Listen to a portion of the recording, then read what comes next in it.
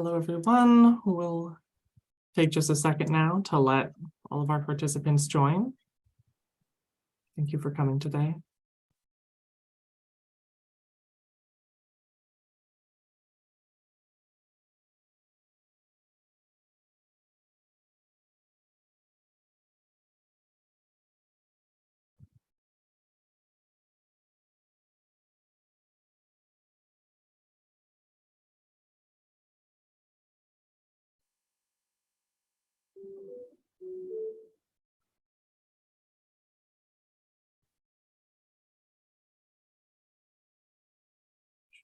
All right. I'll just begin by introducing our event, and as more people roll in, we'll be happy to have them. Hello, Titans. We are back today with another installment of Titan Table Talks. My name is Chloe Eddy. My pronouns are she and hers, and I serve as the Engagement and Learning Specialist for the Office of Diversity, Inclusion, and Equity Programs here at Cal State Fullerton. This dialogue is brought to you by the Office of Diversity, Inclusion, and Equity Programs in partnership with the Office of the President, Alumni Engagement, and Government and Community Relations. Titan Table Talks are a monthly dialogue series in which panelists are invited to speak on their personal experiences as they relate to a selected theme. This year's theme is empowerment, and this talk is specifically in celebration of Women's History Month. This event will help educate participants on the impact of various social justice issues as they pertain to certain cultural identities, with the goal of promoting racial equity and inclusion at Cal State Fullerton. Before we start, a few quick logistical details. This event is being broadcast on a Zoom webinar, so for all of our audience members, your cameras and microphones will be off the entire time. If you would like to engage with the panel or the team behind the scenes, you may use the Q&A function in the menu bar below, and we encourage you to type questions. We will have a Q&A section at the end, so any questions that you have will be appreciated. This event is being recorded and will be uploaded to the DIEP YouTube channel with closed captioning available. And at the end of our dialogue, you will receive a feedback link by email that will help us improve the event and future events. Today, our moderator and panelists will be engaging in a dialogue about women's empowerment, but first, I'd like to introduce Cal State Fullerton President, Fram Virgie. Well, good morning, everyone. Welcome, of course, to Titan Table Talks, Empowering Women in honor of Women's History Month. I'm so grateful to be here with you today as we celebrate Women's History Month. The theme of this year's Titan Table Talk series, as Chloe mentioned, speaks directly to the panelists' personal experiences with overcoming systemic barriers and their stories of perseverance. By speaking through a lens of empowerment, our campus community will learn what kind of barriers marginalized communities face and the progression from marginalization to success. As an institution, our goal is to move from a place of acknowledgement of these barriers to actual action through allyship and solidarity. I would like to thank Phil Vasquez, Chloe, and the Office of Diversity, Inclusion, and Equity Programs for their partnership and hard work on this program. I also want to thank our Offices of Government and Community Relations and Alumni Relations for their partnership. And a special thanks to our amazing moderator today, our very own Dr. Natalie Fousekis, a very good friend. Natalie serves as the director of the Lawrence B. de Graaf Center for Oral and Public History at Cal State Fullerton, and also is a professor of history. She specializes in modern U.S. history, grassroots politics, women's history, and of course, oral history. Natalie has been engaged in oral history work for almost 25 years, conducting dozens of interviews, teaching oral history methodology to undergraduate students and to graduate students and to community members. She has coordinated and directed a number of oral history projects. And currently, Natalie serves as the vice president of the Oral History Association and is its incoming president. Her book, Demanding Childcare, Women's Activism, and the Politics of Welfare, uses oral history, among other resources, to examine a grassroots movement waged by mothers and educators to preserve California's public child care program from the period of World War II to the War on Poverty. I'd also like to thank our powerful panelists. I'm really looking forward to hearing from them. First up is Elizabeth Cotton-Harps, who graduated from Cal State Fullerton in 2009. Go Titans. Elizabeth is the founder and executive director of Black Tech Link, which is a California-based 501c3 nonprofit community organization dedicated to advancing Black communities through technical education, workforce solutions, and networking opportunities. Elizabeth focuses her passion on uplifting Black communities through engaging and impactful workforce and business development platforms that are geared to providing resources for aspiring business and tech professionals while highlighting Black excellence, knowledge, and expertise. Leveraging her degree from Cal State Fullerton in international business with a concentration in Portuguese, she continuously works to inspire Black communities in the U.S. and throughout the diaspora in Africa, Canada, the UK, and in Brazil. Her life's work is to spark Black professional and business tourism in communities with growing economic opportunities. Our second panelist is Lauren DuCharme, who graduated from Cal State Fullerton in 2015 with a bachelor's degree in mechanical engineering and currently serves as a flight systems engineer at JPL, the Jet Propulsion Laboratory. In her 8 years at JPL, Lauren has been primarily involved in research and engineering development for the Mars and Mars sample return technologies. She was a recipient of the NASA Group Achievement Award in 2017 for her research with the Mars Sample Transfer Technology Development Team. She developed key technologies and test beds for maturing the validation, enabling concepts for retrieval of cached samples from the Martian surface. As part of the Mars 2020 Fault Protection Team, she developed, tested, and validated fault protection architecture within flight software. And she led the team through the launch, cruise, and entry and descent and landing operations and flight anomaly recovery program. Post-landing, Lauren joined the Europa Clipper mission, where she now leads the fault protection team through their verification and validation campaign to prepare for their 2024 launch to Jupiter. In 2022, Lauren was awarded our Vision and Visionaries recent graduate award in honor of her successes as an alumna. Our third panelist, Barbara Hackman Franklin, is now today an honorary Titan. Welcome, Barbara. Barbara is President and Chief Executive Officer of Barbara Franklin Enterprises, a private international consulting firm that's headquartered in Washington, D.C. She is an advocate for and an advisor to American companies doing business in international markets, especially notably in China. And she is an expert in corporate governance, auditing, financial reporting practices, etc. As the 29th U.S. Secretary of Commerce for President George H.W. Bush, she achieved a major goal, increasing American exports with emphasis on market opening initiatives in China, in Russia, in Japan, and in Mexico. In 2016, she was awarded a Lifetime Achievement Award in U.S.-China relations by the U.S.-China Policy Foundation.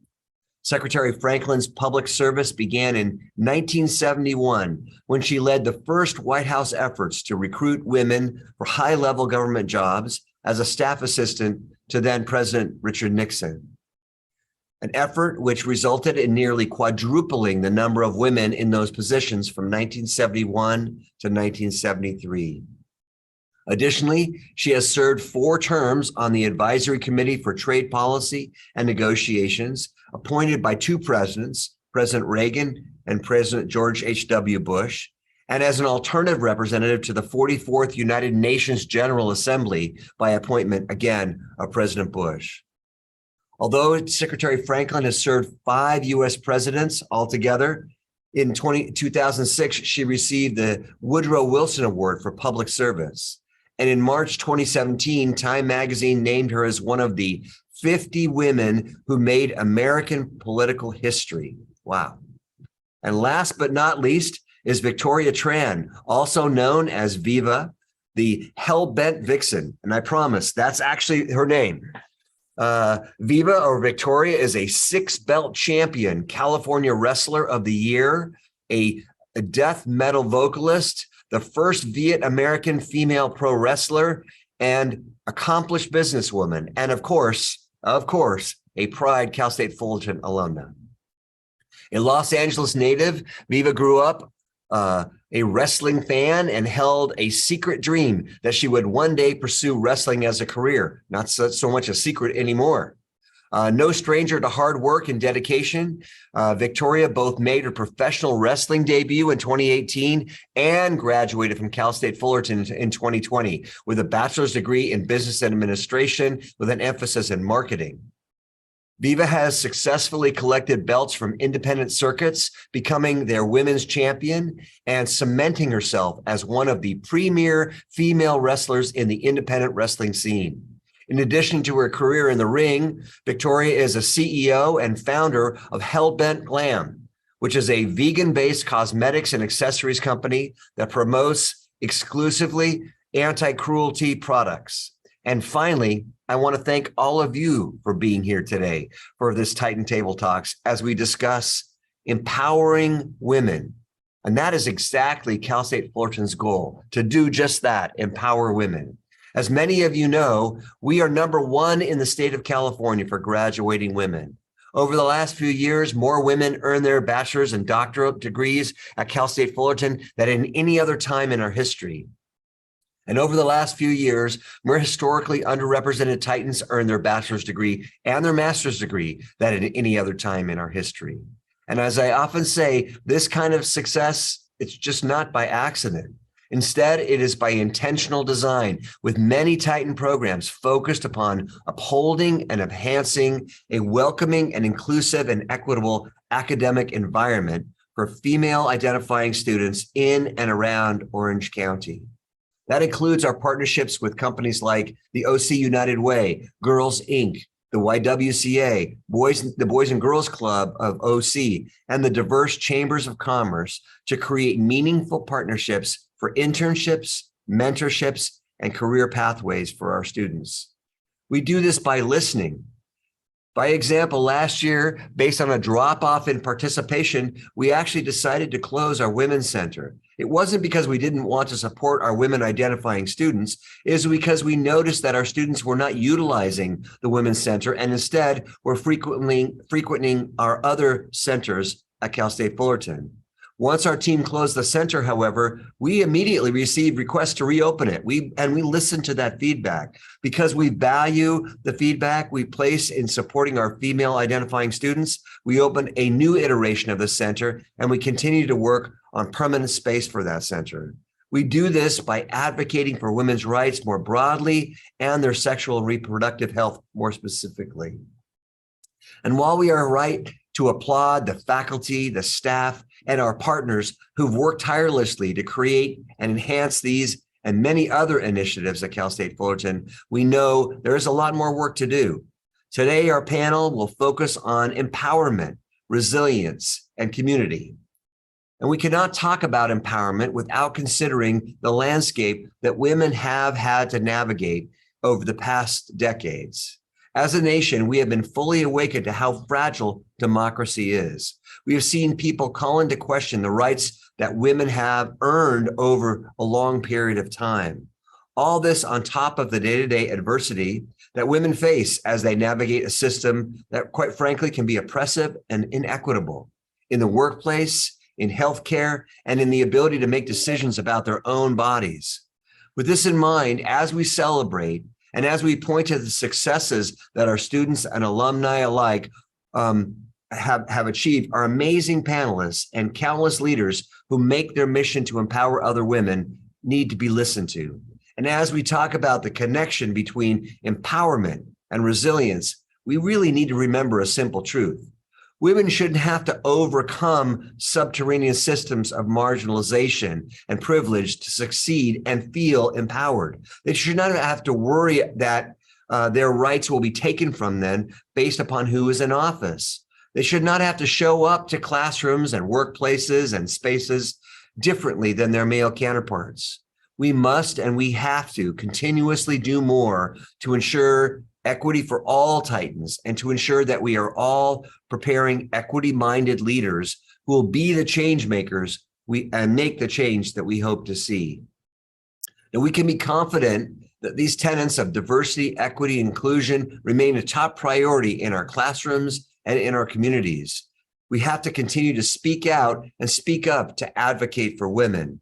And while we continuously focus on this movement toward change and feel like we are headed in the right direction, we also have to acknowledge there's still lots of work to do to reach a day when all Titans no longer have to fight for a seat to be heard at the table, are paid equally for the work that they do, and are no longer need to be more resilient than their male counterparts in order to succeed.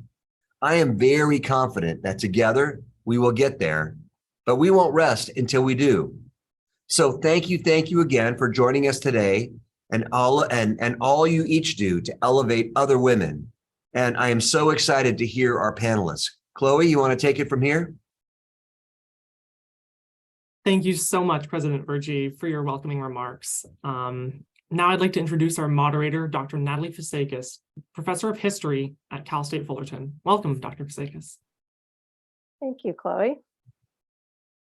I'd like to welcome all of you to today's Titan Table Talk. And as a historian of women, Women's History Month is something that is always holds a special place for me as a researcher, as an advocate for women. And I really was delighted when somebody reached out and asked me to moderate this wonderful panel. As a historian of women, I've spent a lot of time studying women's empowerment and learning about women's empowerment over the last, well, since the United States has been in existence, but also across the world. And today we're going to talk to some of our local Titans, but I want to talk a little bit about just where I first really started to think about women's empowerment. As President Virgie mentioned, I wrote a book that was about a grassroots movement in California, led by a diverse group of mothers and educators who were fighting for affordable quality childcare. And one of the arguments they made was that for them to be equal participants in the workforce, they needed not just affordable childcare, but childcare that gave them peace of mind that their children were both safe and being educated. In addition to that, over the past decade or so, I have led an oral history project here at the Lawrence de Graaf Center for Oral and Public History that has captured the voices of over 350 Southern California women, activists and women who in politics who talked about the ways they work to empower women in their communities and to empower members of their communities. This project is as diverse as the women that live in Southern California, but just to highlight a few, the project uncovered stories of Black, white, and Latinas coming together in Los Angeles in the 70s and 80s to get women elected to local, state, and national elected office. I had a student who recorded stories of Latinas in Santa Ana who participated in rent strikes in the 1980s to demand basic standards of living for renters in the city, and it empowered both the women and the men in their community. We also uncovered a story about a bipartisan women's political organization called Women in Leadership that was created in the 1990s in Orange County, and it coalesced around one agreed upon goal, which was to elect more Republican and Democratic women. And that the only thing that these Republican and Democratic women could agree on is that these women needed to be pro-choice. And choice is certainly women's reproductive freedom is a way to empower women.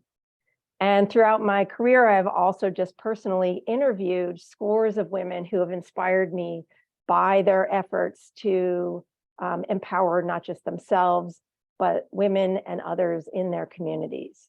And so I'm really delighted to welcome our group of panelists who hopefully will turn their camera on at this point. And I want to just quickly reintroduce them.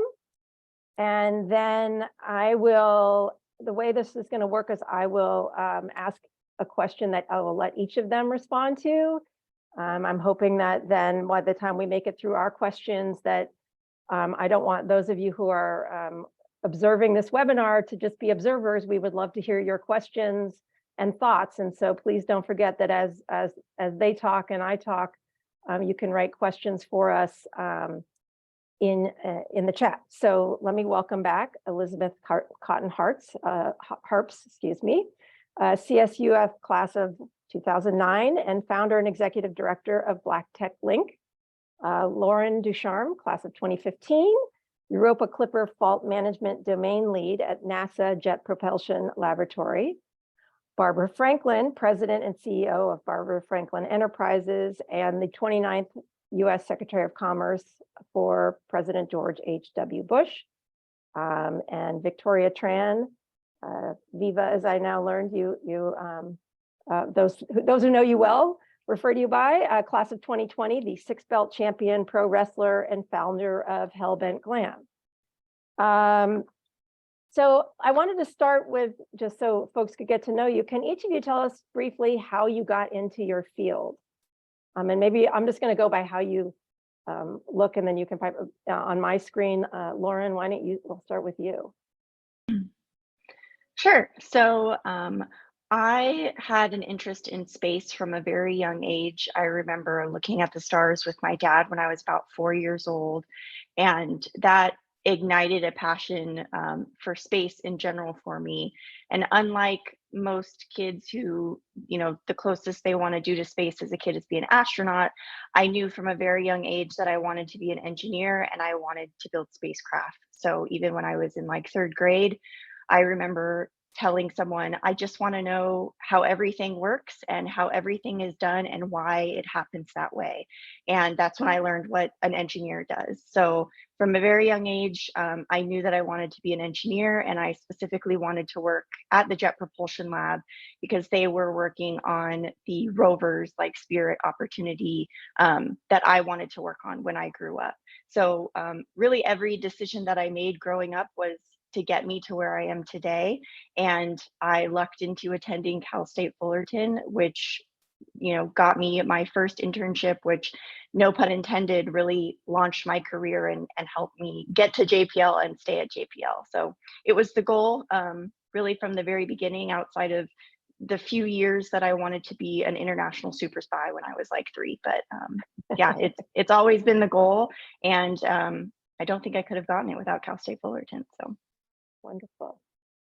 Barbara, we'd love to hear from you next.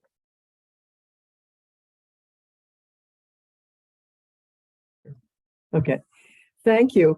And first of all, I thank the president for making me an honorary Titan. That's great. I'm thrilled to be with the talented Titans on this panel, and I'm sure in the audience.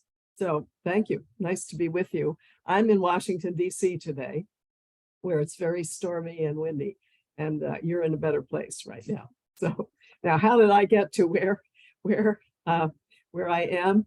Well, this is not simple, so I'm going to boil it down. You've heard something of my background. It's a zigzag career. It's not linear, and it goes from business to public sector to business and back and forth a couple of times. And this all started because I just desperately wanted a career. Now, this goes back to the 1950s, long time ago. And I didn't want to be a teacher or a nurse. And other careers were not really commonplace for women then. I didn't know what I wanted to be, but I wanted to be something else. And I had a father who encouraged that and told me, you can be anything you want. You can do anything you want, but do it well. It was always a do it well at the end of the sentence. And so that led me into education, Penn State University. So besides being a Titan, I'm a Nittany Lion too. Got to be a little of everything here. and following that, Harvard Business School. Now, how I got there is a whole other backstory, which I won't get into, but the school was just starting to open its doors to women. And I was able to get a financial package that enabled me to go there. And off I went. And I was one of 12 women in a class of 650 men. What was I thinking? Well, you don't think about that stuff. You You just go and you do it. Out of Harvard Business School, that led me into corporate business in New York City, and it was First National City Bank. It's now Citibank. And it was sitting there that I was recruited to the Nixon White House by Fred Malek, who headed presidential personnel, who was one of my classmates at Harvard Business School. Now, I got to tell you, I didn't know him. The men typically knew who we were because we stuck out. There were so few of us, but we didn't really know who they were. Anyway, I was convinced that this was a serious effort, and this President Nixon, wanted to advance women in the federal government. And I think that was not a common thing that many men thought about back then. I think the president was ahead of his time. And anyway, long story short, I went to that White House, created the job to advance women, and I give the president all kinds of credit for wanting it done. It would not have happened at that time had a president not wanted it done. And I'm proud of what a lot of us were able to do. Then I became a commissioner at the Consumer Product Safety Commission. And after a decade in public service, I switched back to private sector, was on the boards of a bunch of companies, created my own first company, and then became Secretary of Commerce after that. And after that, then for the next, that was 30 years ago that I'm out of that job, next 30 years, back to business, another company that I've created, and more boards of directors and more activity all along the way, trying to advance women. Thank you, Barbara. Elizabeth, it'd be wonderful to hear from you. Well, how do I follow that? That was quite inspiring. My name is Elizabeth Cotton-Harps. I'm the executive director of Black Tech Link. And how I got into my field, I guess, from a young age, growing up in a very religious household, like my parents were always at community programs, community events, helping, through food drives, clothing drives, really helping to support the community. And that built a foundation within me, like wanting to help people. And, off college, I went, fast forward, Cal State Fullerton. I was obtaining my degree in international business Portuguese, and I realized that there were a lot of other students who were obtaining their degree also in international business, but a lot of us felt that there weren't necessarily a lot of supplemental support for us, like wanting to expand our career, like in importing and exporting. And so I luckily had the opportunity to obtain an internship in Long Beach, working for a importer and exporter. And so, through that internship, I, made a lot of connections, particularly with the Port of Long Beach and ports of LA. And so I was also a part of an organization at Cal State Fullerton called Latino Business Student Association. And one of my colleagues, the president at the time, he's like, you're going to be director of corporate relations. You're going to put together programs for our group. And I was like, oh, okay, great. So let me think. And then a lot of the students I realized were also international business students. So I was like, and they would always come to me and say how did you get your internship? How did you do this? And I just be like, just through networking. And I was like, let me see what I can do to help. And so I reached out to the ports of Long Beach, and they were like, oh yeah, we would definitely love to come to Cal State Fullerton and share insight on careers, opportunities.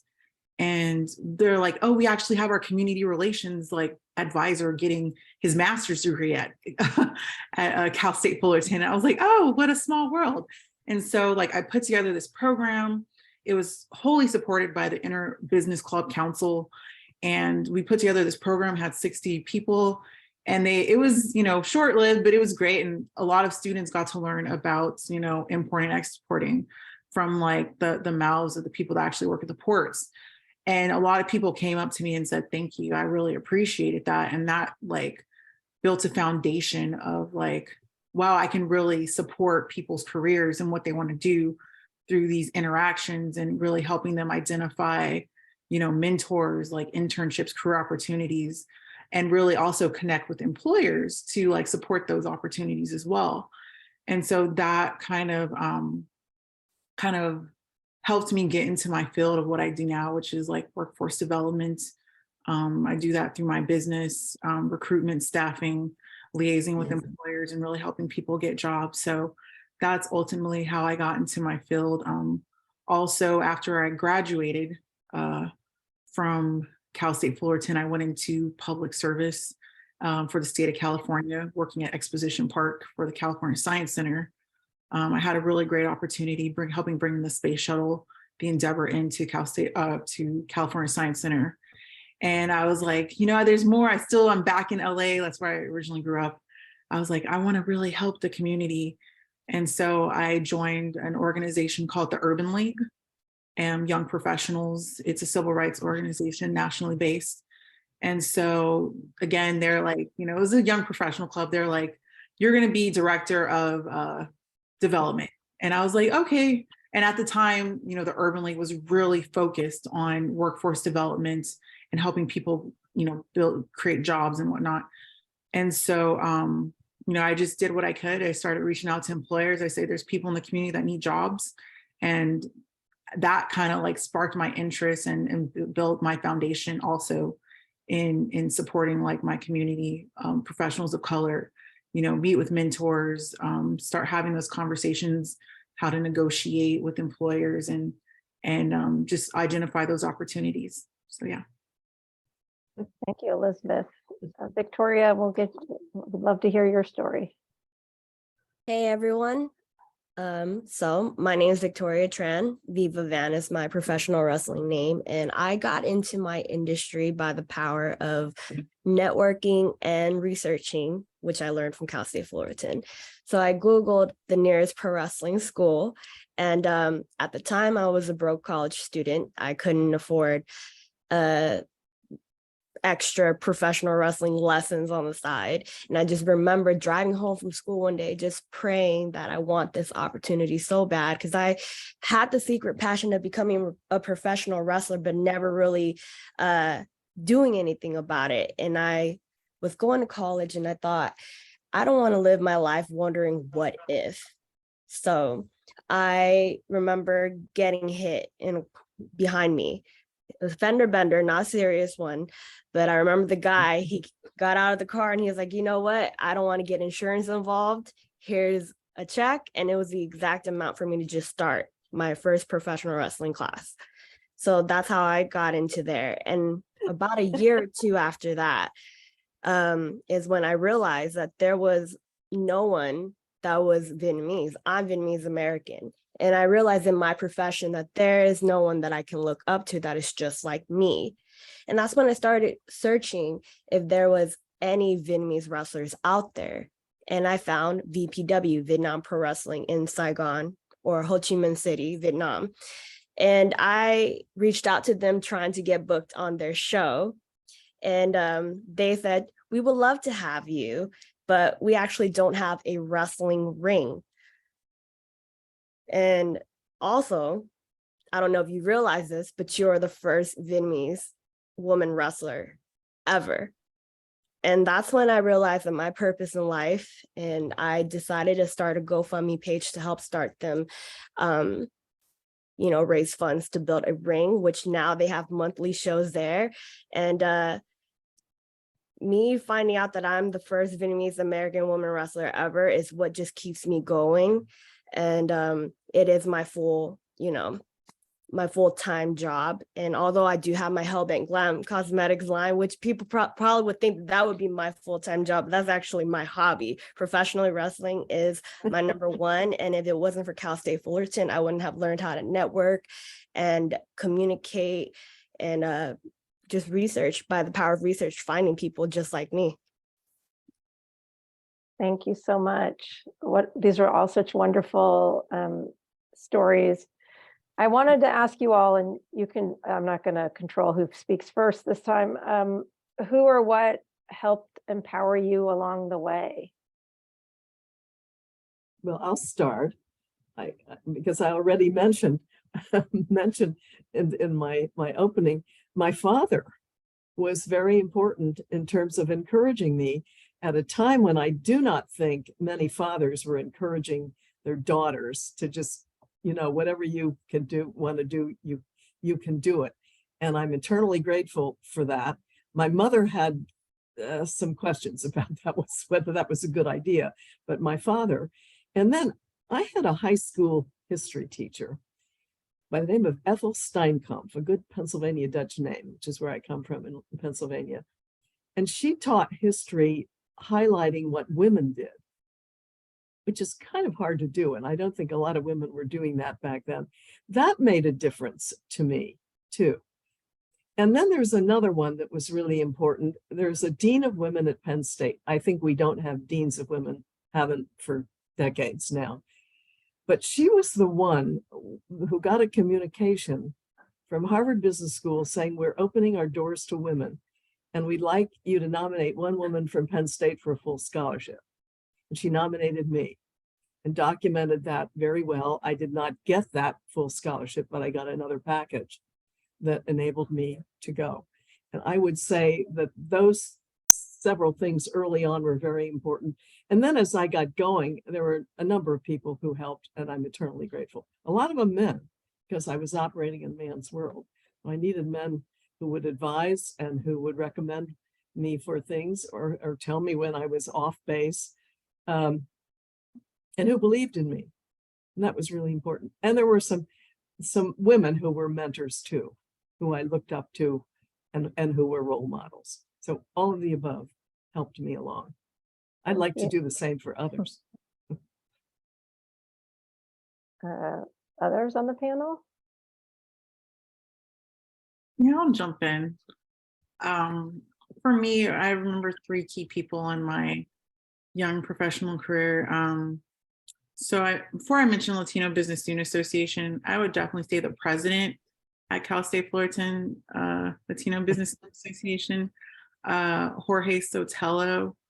Like, he recruited me to be director of corporate relations and join the club, knowing like, I'm not even Latino, but given my major at Cal State Fullerton, which is International Business Portuguese, he's like, we definitely need some diversity on our team. And he's like, I'm going to give you a leadership role. And just having that faith that I would bring great programming to the students there. And I didn't realize like how impactful I would be to those students' lives being a mentor. And so I appreciate him giving me that opportunity. Also at the Urban League Young Professionals, the president, Abby Harris, also gave me a leadership opportunity. And both of those people, providing me like the autonomy to like, having faith that like, she knows what she's doing. We're not going to put her in a box and, she'll create something like, we'll provide that support, but not being, micromanaged. I really appreciate that. And it helps me grow and realize my strengths and weaknesses as a young professional. And then also, when I worked at the California Science Center, the deputy director of the California Science Center, his name is Tony Butrovich. He also gave me the autonomy. Like, I was hired as an analyst when the state hired a whole bunch of analysts and there was no real like job description. I had a paragraph of what I was supposed to be doing. And I was just like, I will run with this, I will run with this description of what you have for me, what my job role is supposed to be. And I will like really like, help the facilities management department, help the organization. And one of the roles was utilities auditing. And I was just like, okay, I guess at business school, they told me to do a 7-year audit. So let's just start there. And so I did a 7-year audit of like utilities. And I ended up getting like after, doing a whole energy efficiency retrofit, I have no construction civil engineering background, but I led this retrofit of Exposition Park, and we get a letter from like the governor of California saying this state Exposition Park or California Science Center is the most energy efficient building thanks to the work that you've done. And I just really appreciate that. And I didn't take credit, of course, you give it to the managers. And so, all of these like leaders and execs are like, yes, we are the most energy efficient, like, building, we saved $500,000, and I was just like, yay, like, and I appreciate him giving me like that opportunity to just kind of trust to just really, and faith to do the work that I was supposed to do. And after that, like, he trusted me to work on other projects. So working on getting grants for California Science Center, and also being the lead analyst and bringing the space shuttle, the Endeavour, to the exposition park. Fantastic. Lauren, Viva, either of you want to add? I was going to mention, for myself, I grew up with both of my parents in the same home, and they were incredibly supportive. And I think one of the things that was critical for me was, for both of my parents, it was never, ever at any point in my life communicated to me that I could not do what I wanted to do. And it was never a question of, oh, are you sure you want to do this thing? You want to be an engineer? That's really hard. That was never a discussion. It was more of just, oh, I guess she's curious and she wants to know how the world works. So she's going to be an engineer. That's just it. It was always just, all right, that's what she's doing. And they never questioned if it was the right thing for me. They never wondered, hey, are you sure you're comfortable? There aren't a lot of women in that field. There was never a question. And even if they did question that, or they worried in the back of their mind that I would, face obstacles being a woman in a male dominated field, they never projected that onto me, and they never made it known to me that they had any doubts, whether it was for my own good or just worrying as parents. They never brought that up. So it was never a question of what I was going to do. It was just going to be, when are you going to get there, and when are you going to get it done? And I think that was really important for me, because outside of my parents supporting me, I faced a lot of unwelcomed opposition growing up. When I would tell my friends that I wanted to be an engineer, it was, well, that's weird. I don't know anyone that's an engineer. And even when I got to high school, my counselors who would help me pick my classes would tell me they weren't putting me in the drafting class because the senior boys wanted drafting, so you're going in fashion tech. Those were real things that happened to me. I didn't have a lot of women who had pursued higher education in my life or done technology, and I didn't have a lot of men in my life either who had done engineering and technology. So it was kind of me on my own, fighting that power in myself, with my parents backing me up. And I didn't really have a positive source of empowerment around me until I got to college. And that's where I started to be around female professors. Dr. Robson, she worked for NASA. She did robotics at one point, and it was, wow, look at there truly is someone who is just like me. And that's really when I started getting that positive empowerment of, rather than saying, oh, I'm going to prove you wrong, it was, look at all of these incredible people who think I'm right and want me to succeed. And so I think it's really important that, even though sometimes people think it's, oh, well, yeah, of course your parents are going to be there. Sometimes your parents might be the only people who believe in you. And, it's so critical that you have that, because they are your foundation. And, if you're lucky enough to have that, using that as a source of empowerment will get you so far. And I'm so thankful that I had that. I understand the whole business of, that's really too hard for a girl, and you shouldn't be doing that. Faced it too. Woman MBA, what do we do with her? Victoria, you want to share anything more about this? Yeah, so in my field, obviously it's male dominated. So getting into it was very hard. I've had people tell me the opportunities that I've gotten in wrestling is only because of the way that I look. Or, oh, you're a woman, of course they're going to push you. Of course, this wrestling promotion is going to push you more because you're a woman, not because of your talent. And I have to prove to them over and over again, like, after 6 belts, doesn't that prove to you that I can actually hang in the ring? And so growing up, my mom, I had a single mom. My dad, I didn't get to know him till in my early 20s, but my mom would tell me things like, not because she wanted to put me down or anything like that. It was more of what she was taught. And I remember telling her, oh, I want to be a professional wrestler one day. I was 6 years old. And she didn't want to let me down and didn't want me to be disappointed. And she would tell me, you know, big things like that just don't happen for people like us. So I don't want you to be disappointed. But I would always tell her, no, I'm going to make it happen. I'm going to make it happen. And that's why my alias is the Hellbent Vixen. I'm hellbent. And whenever I want something, I'll go after it no matter what. And people, the more you tell me no, the more I will go for it. And coming into this business, I remember I had so many men try to tell me that I couldn't do a certain move because they didn't think I was strong enough. And I've proven them wrong over and over again. So that's my input on that. Thank you I so love much. it. The next question is, how do you or have you helped to empower women in your field or in your work? I'll start that too. After I left that White House job, which was really, it really just brought the whole need for women's empowerment and more equality front and center, and remained a guiding light in my life, no matter what I was doing.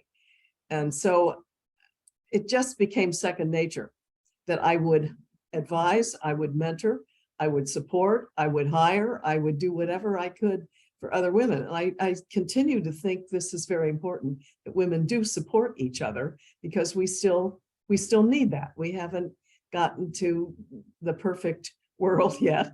And so we all need to support each other. I can't underscore that enough.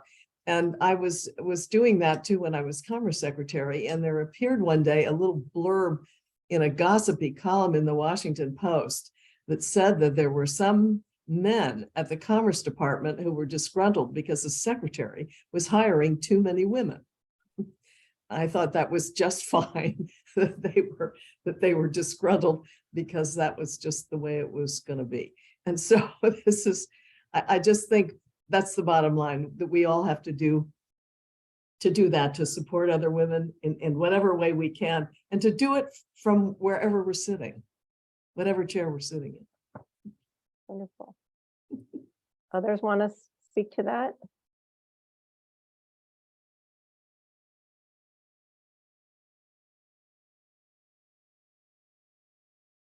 Yeah, I'll jump in.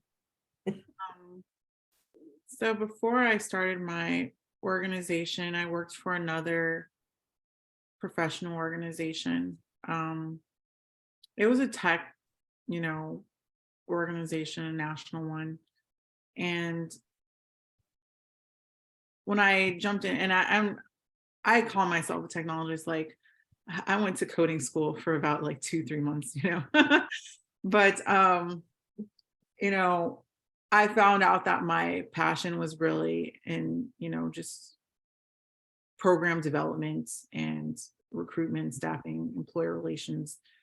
And I was working in this, this tech group, and I noticed that they needed support, they wanted to do a conference. I said, let me help you put on conferences. I put on one.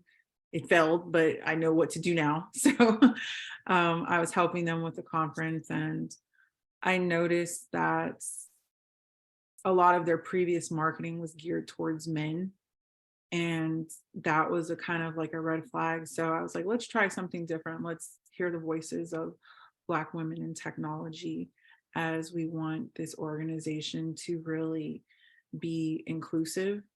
And, after putting on that first conference for the organization, this really huge Fortune 500 company came to me and said, this was a great conference. I'm so glad you did this. But one thing I do realize is that this conference catered a lot of to men.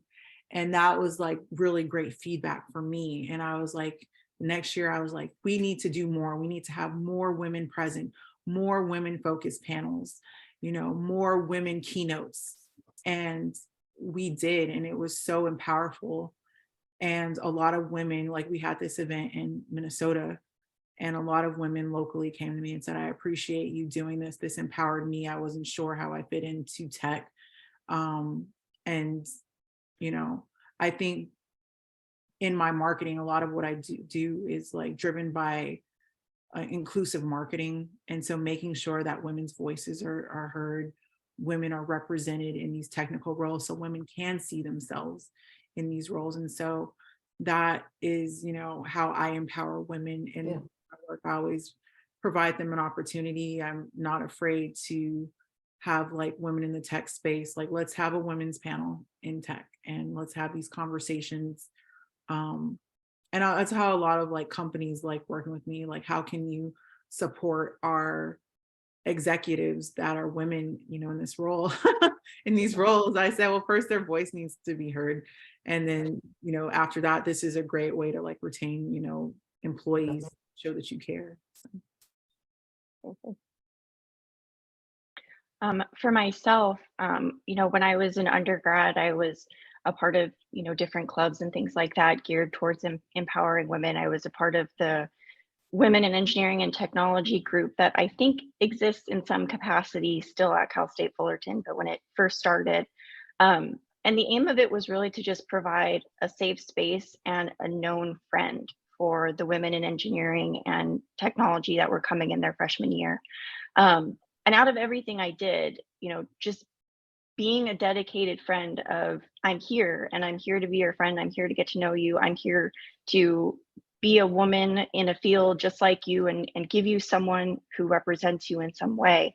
And I've carried that through with my roles at JPL, in that no matter what role I'm on, no matter what project I'm on, I always try to find a young woman who may not appear to feel empowered or be empowered and try to just be a friend, you know, support them as an individual, as a friend, as a professional. And I think it's so critical to just say out loud, you know, give that person permission to feel empowered. You know, I think these talks are incredible at helping women feel empowered. Having events are incredible at helping women feel empowered. But just telling someone who is a friend to you, hey, you belong here. You are in this role because you deserve this role. You are capable.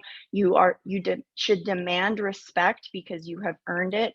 And I've found that, you know, really just saying that out loud to another woman or another person in general can do so much to make them feel empowered. One of my coworkers, her and I started as interns together at JPL. We were there the first summer together working on similar work, and our career paths have led us on very different journeys, but we ended up back on the same project.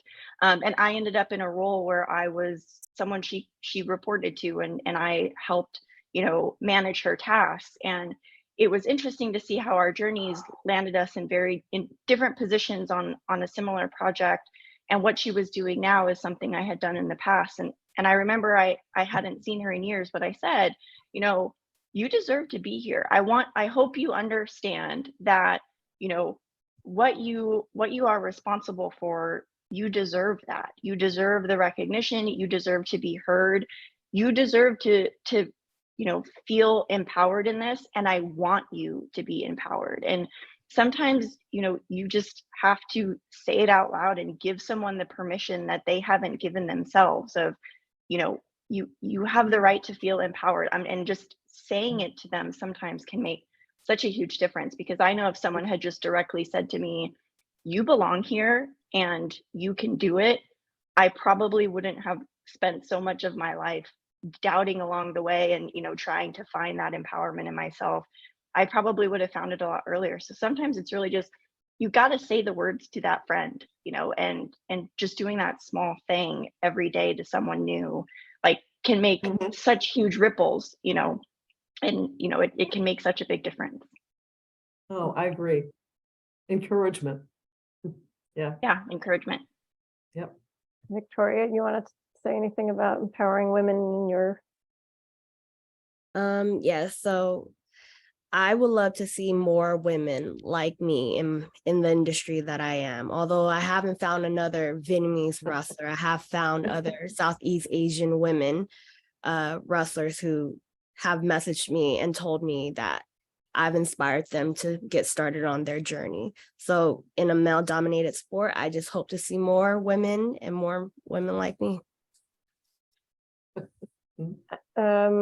So the next question for the panelists is, what do you see as the biggest barriers to women's empowerment today?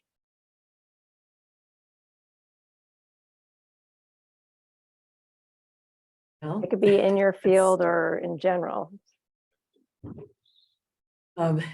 in general, we all know about the glass ceiling phenomenon, I think, and that's still there.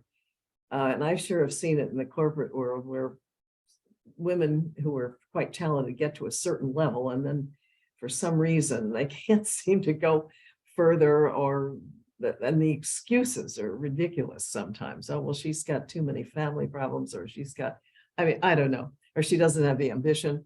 Some of that is ridiculous, but at least that can be seen.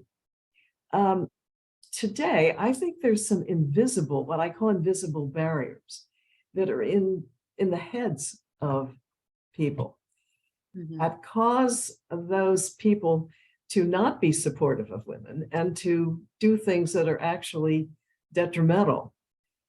That's harder to combat because you can't see it. And I know we have different groups and focus groups, and that's the wrong word for it, sorry, but whatever kind of a group it is that would sensitize men and others to that kind of bias that's just stuck in here somewhere. And I'm not sure what the answer to that is, but I think we have to acknowledge that there is that issue and do what we can to sensitize people who are behaving in ways that are not supportive of moving women forward and ahead. I don't have the answer. I wish I did. I just see the problem though. As Barbara mentioned, like with that issue and having those experiences, like women who have had those experiences, I think sometimes a lot of women develop imposter syndrome, and they feel like they don't belong in these spaces. Yeah. You know? Yeah. And so as an entrepreneur, I work with a lot of entrepreneurs, a lot of women that want to start their own nonprofit, start their business. And a lot of them, I know sometimes they feel like they reach a cap in their creativity or business, and they don't move forward because they do feel like this imposter syndrome. And so ways that I always like try and support them is, you know, just do my own actions, but also like just being a mentor to them, saying you can reach goals. For entrepreneurs, you know, going out and getting clients and talking to people can be really intimidating sometimes. And so, and then like, I'm also doing a lot of like support for women to start going after like bids and contracts, government contracting. And I know a lot of women sometimes don't feel like they are capable, or my business isn't like flourishing like that, or maybe I'm not, you know, ready to take on this big government. It sounds so big. But as someone who just got their first government contract from the County of San Diego, just through what I've done, like so many people have been inspired. And I try and like connect with all of my friends and peers and colleagues that are entrepreneurs and say, you can do this too. You know, your marketing is way more like you actually went to school for marketing. Like you can do this like way better than I can. There's opportunities for you. And like, and sometimes it's really just sitting down and actually putting, you know, pen to paper and actually writing what you want to do and sharing it with people. That can be intimidating, the fear of rejection. And so those are some of like the barriers that I see. But I think once you like face those fears, and sometimes what one of my mentors always told me, people will say no, just take it as not right now. And so I always, you know, kept that in the back of my mind. And there's people that have told me no, like going after partnerships, like, and like I remember I wanted like to work with San Diego Foundation so much. And they like first few years of my business, they're like, no, no, no, no, no. And now they just awarded me like the largest sum I've ever received, like a grant maker. And so just being, you know, vigilant and remaining confident and not knowing everything's going to come, but, you know, there will be like blessings for you if you keep, you know, networking, being out there, and just kind of overcoming that fear of imposter syndrome, because you do belong in this space, especially if you really want it. Again, encouraging people to get over their doubts and their fears. Yeah, I think that's great. Lauren or Victoria, either of you want to add to? No, I think both what Barbara and Elizabeth said were really critical of, you know, there's both the invisible blockers in other people's minds, right? That we have to try and break through. And some people you won't break through to them, and it's disheartening, and it can make you feel like it's something you've done wrong, but it's really a bias within someone else that, you know, no matter what you say or do, they're entitled to their bias, and you're going to have to live with it sometimes. It's a shame, right? But there is also that internal factor in yourself of, I also have to overcome within my mind of, do I belong? Should I be here? Should I speak up? And it's, you know, it's so interesting to me that, you know, it appears that it's a lot of just the psychological barrier, it seems, is one of the biggest ones we all face. And it's really the hardest to break, because it is so just internal and ingrained into who we are. And it's formed so early. And I, like Barbara said, I don't know how to solve it. You know, you can solve it yourself and you can work on yourselves, but it's a little bit harder when it's in others. But it's great to know who's who. If you're in a group of men, as I've been in a lot of, Yes. to know who's got this invisible thing in his head, or maybe her head, and who doesn't. And that just takes some extra sensitivity from oneself to be able to know who's who are your friends and allies, and who are maybe not. Yeah. You want to add anything, Victoria? So in my field, intergender wrestling is a thing. And and a lot of men are supportive of it, which is great. But then there are some who will make the side comment like it's not possible for a woman to be able to do that to a man. So again, always having to keep pushing the boundary of like proving people wrong. And obviously you can't change everyone's mind, right? But all you can do is just keep pushing forward. Yeah, I applaud that sentiment. So I'm looking at time and thinking, okay, we're never going to make it through all 9 of the questions. I knew that was going to be ambitious to begin with. So we've talked some about this, but how can you help empower women in our different communities? And I think you've each talked a little bit individually, but I want to make sure if there's anything else that you wanted to say about how you approach empowering women in your communities, or in our more general global community. Well, we've hit encourage. Encourage women who may be needing encouragement and doubtful, and support them. I think education and training is a piece of this. And if there's more that's needed to achieve or to go wherever, to get that. And then I think there are examples. And I think we've talked about that. Everybody could use a good example, a role model. And I think we can do all of those things in, again, wherever we're sitting, the chairs we're sitting in. And I think all of that can really help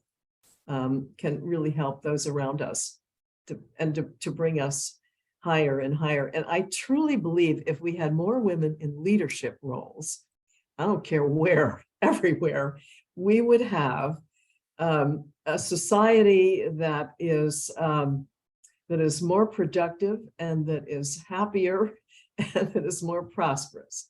So I'm a big advocate of women in leadership in whatever the avenue of endeavor is.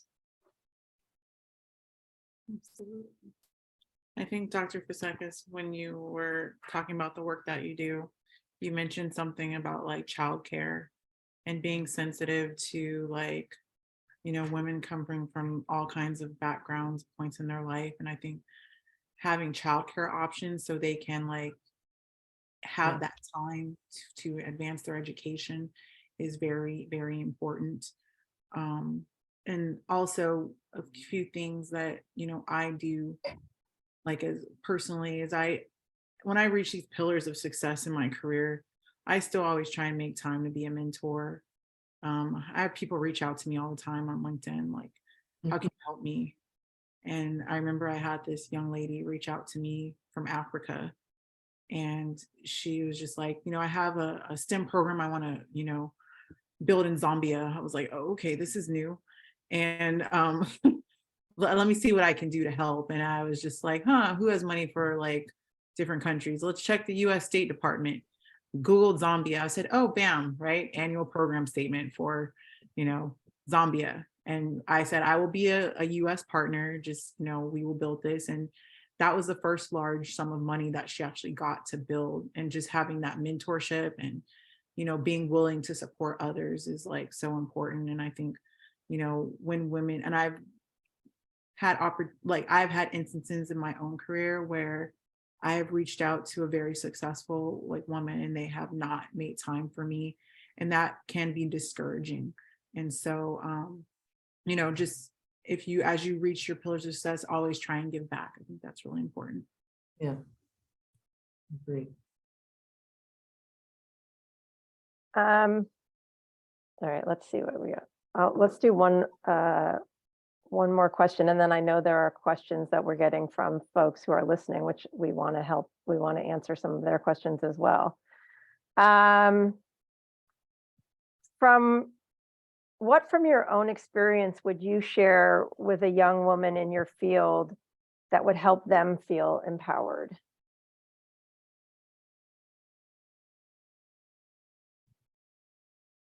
Well, I would say to know what you love to do, and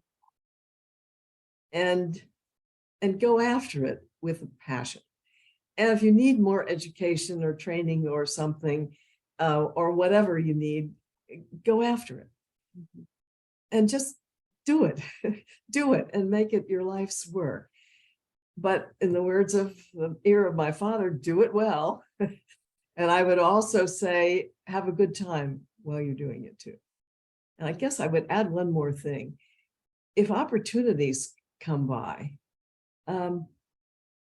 think about it, because some of those opportunities can be a great change and an advancement in a way you hadn't thought of. So you keep an open mind, as a lot of my career has been opportunistic just that way. But I would go back to know what you love to do it passionately, do it well, and have fun. I feel like we could have just had a panel with Barbara. She says all these incredible things, and I don't know how we're supposed to keep up with it. Remember that I've been on this earth a lot longer than you all have. and that's part of it. It's just a lot of water under the bridge, or whatever that terminology is. I think I would like to, remind folks that even though, in an absolutely perfect world, right, none of us would have to think about what does it mean to be empowered and how do I be empowered, because we would all just feel empowered and it would just be the normal. And I hope one day we can get really close to that, where everyone, every underrepresented group, everyone that feels a little bit different feels empowered. But I think it's also really important to remember that you are going to face adversity the whole way. And, even if you surround yourself with an incredibly supportive base of people who are always there to support you, you will come across one or two people who just won't feel like you belong. And you can try as hard as you can to convince them, but they won't think that you belong. And I think Barbara's point about finding something you love, being passionate about it, throwing your whole life into it, that kind of passion, that kind of love you have for yourself and you have for whatever you want to do is really going to keep you moving. And instead of those people who don't want you to do what you want to do, instead of them being walls that are, you can't get past, they'll just be little bumps that you'll drive over and say, oh, I wonder what that was. It must have just been a pothole or something, right? If you have that in yourself, it will make such a big difference. And knowing from the get-go, all right, this is going to be hard, but I'm going to be way stronger than anything I face is really important. They're all potholes. Yeah. Those that They're all are against potholes. you are all potholes. And just think of them that way. And go over them or around them or above them or something. That's what you do with hurdles. You find ways around them. And I think you three are really great. I want to say that. I mean, I'm a different generation, probably your great grandmother's generation, but I think you were just three great young women. I'm thrilled to be here with you. That's wonderful. Anybody else want to talk about what you would share with a younger woman in your field? I know you talked about mentoring already a little bit, Elizabeth, but what would you tell a young woman, Victoria, that comes to you?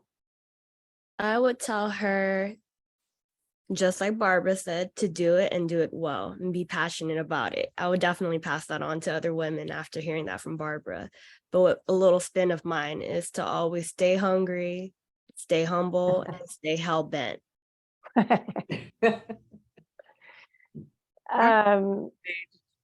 To speak up, make sure your voice is heard. There's a young lady has this great internship, and I think she wants to continue her job at this company. But I was like, well, have you told your employer this? Have you, and sometimes that can be intimidating, going and talking to the big bosses. I say, you got to put your big girl pants on and tell them this is what you want. This is how you see this company and building with your life and your career. And just having that conversation is super important, because if you don't tell them, they don't know, they will keep you in that internship role as long as they can, until they determine like, oh, now like, let's give her something else to do, so just it's important to speak up as well. That's wonderful. Okay, so that actually is a really good segue. I'm going through these questions. We've got some great ones. I'm guessing we're not going to be able to get to all of them, but one of the participants asked, how do you approach asking for promotions, pay, and recognition as a professional woman? And sort of as the follow-up, how do you communicate your value to others?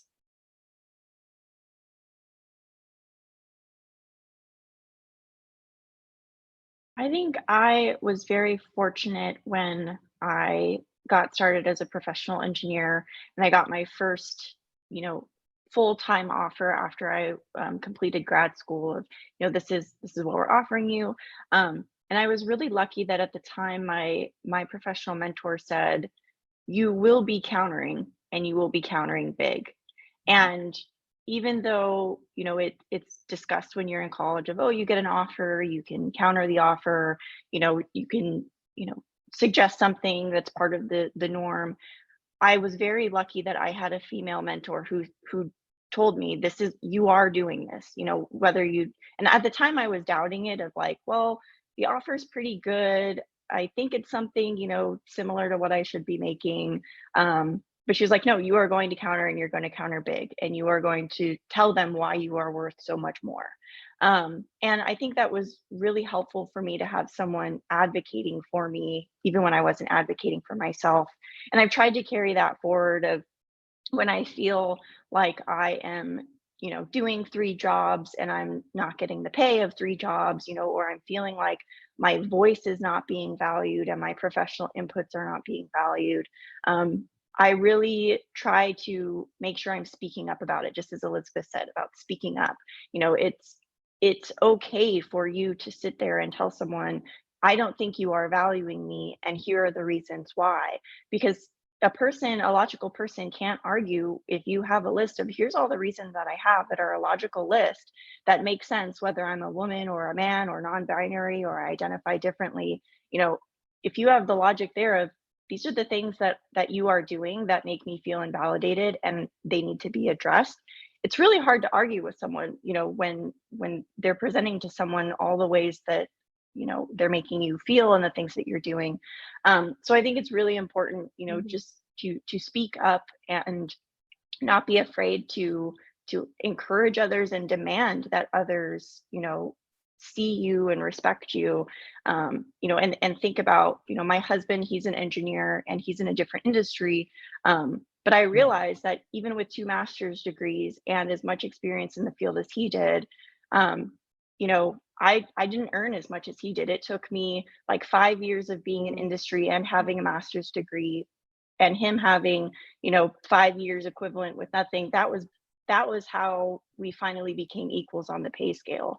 And I think once I realized that and realized that there is someone next to me who knows the same things I do, and I know more about my field, and they were able to make more money from me from the get-go, you know, I think that also helps empower me, you know, educating myself on, you know, this is what the industry looks like, and I am an equal, and I will demand that from someone. So that's kind of how I've approached it. Just saying it how it is. That's good. Anyone else want to add to that, or I can move on to there's lots of questions. Miss DuCharme said it. This is DuCharme. Yeah, and I haven't done this lately, so. Anybody want to, the second part was how do you communicate your value to others? Does anybody want to touch on that before we move on? Well, example is one way.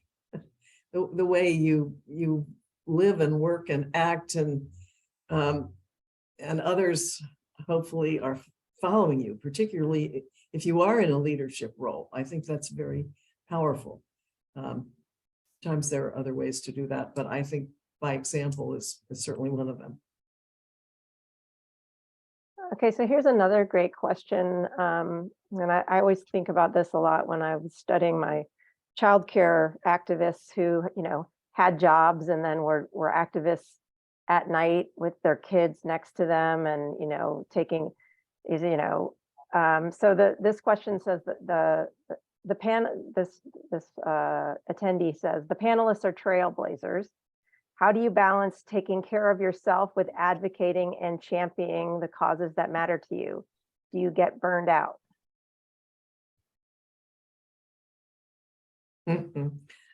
Yes.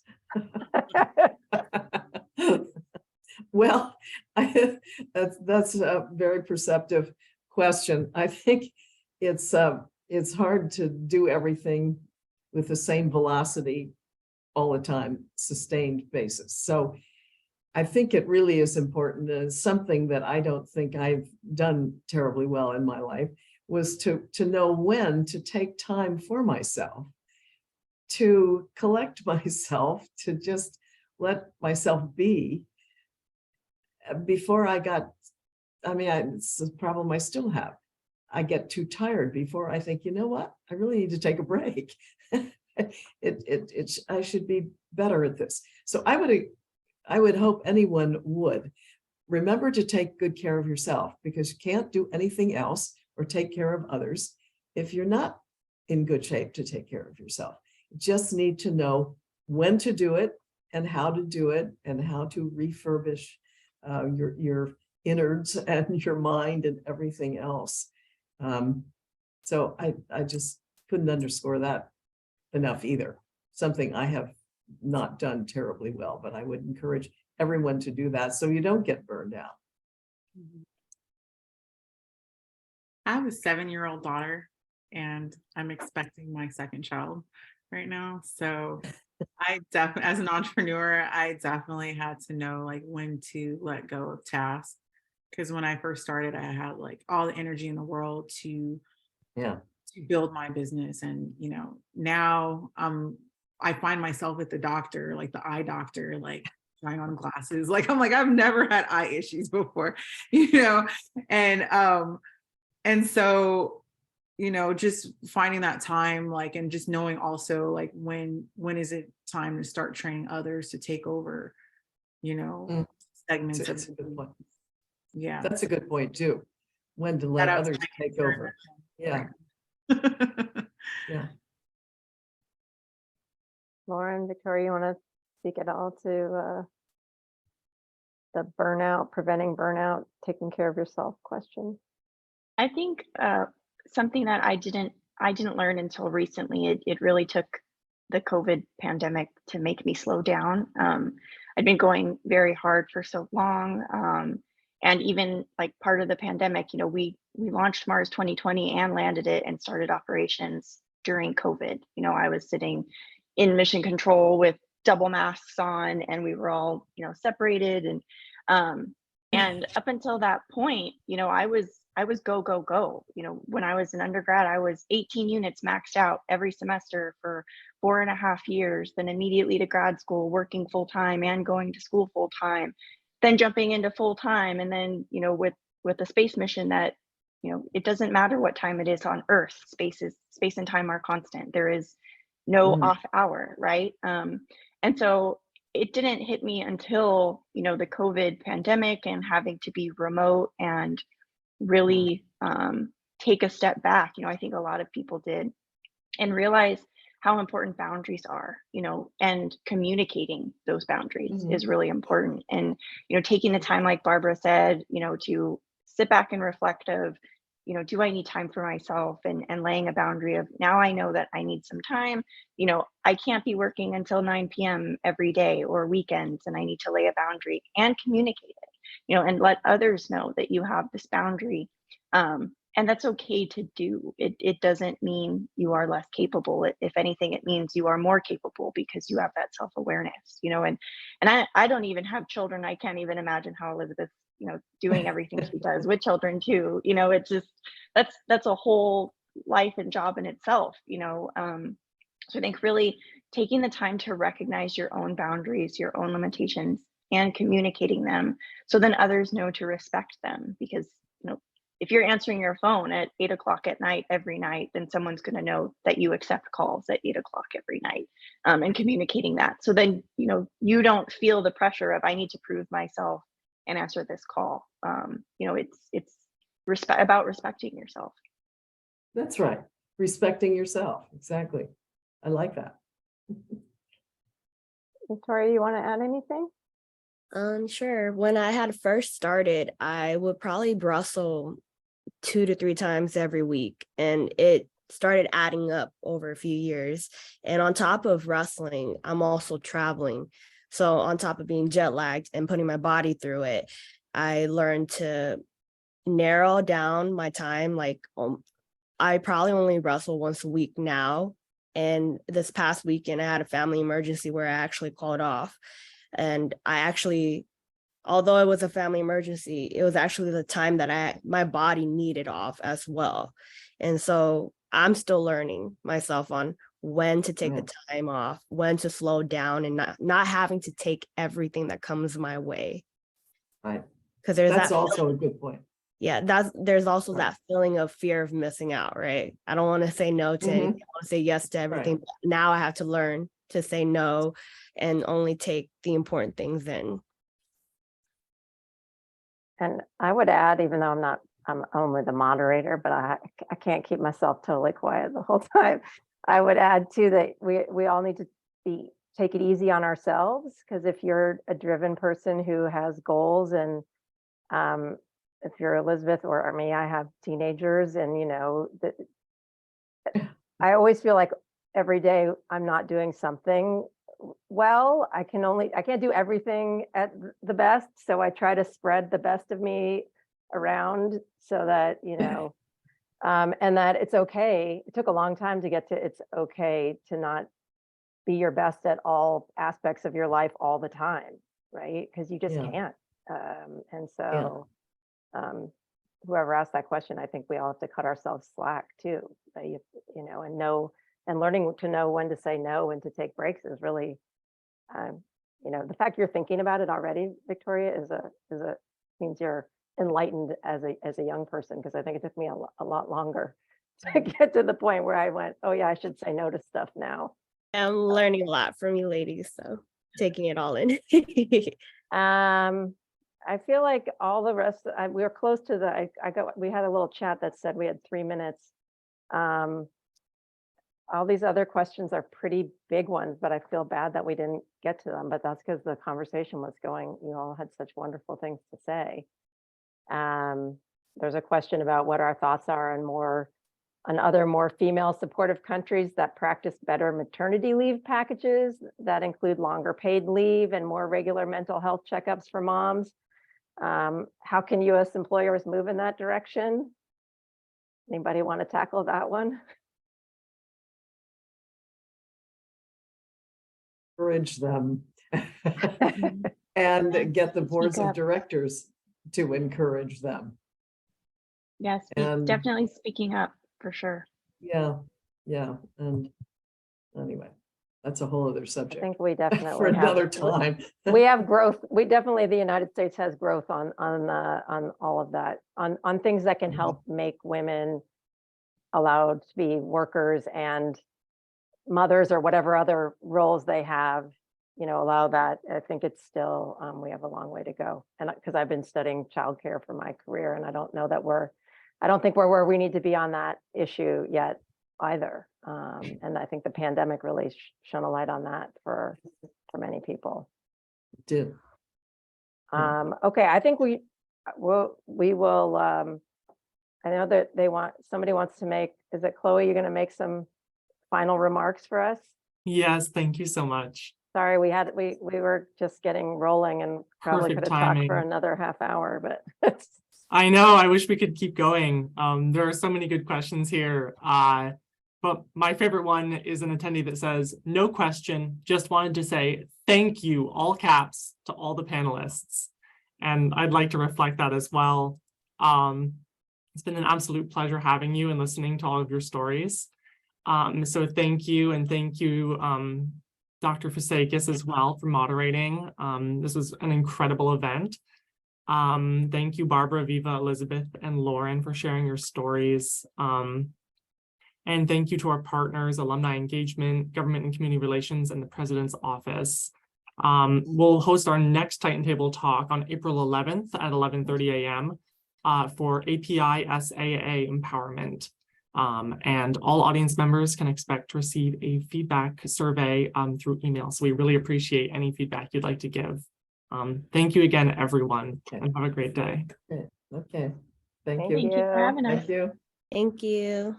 it was a pleasure meeting all of you fabulous women. Wise. It's been a pleasure. So Yeah, thank have you. a great day. All the best to everybody. Oh, nice meeting you all. Bye. Bye. Okay.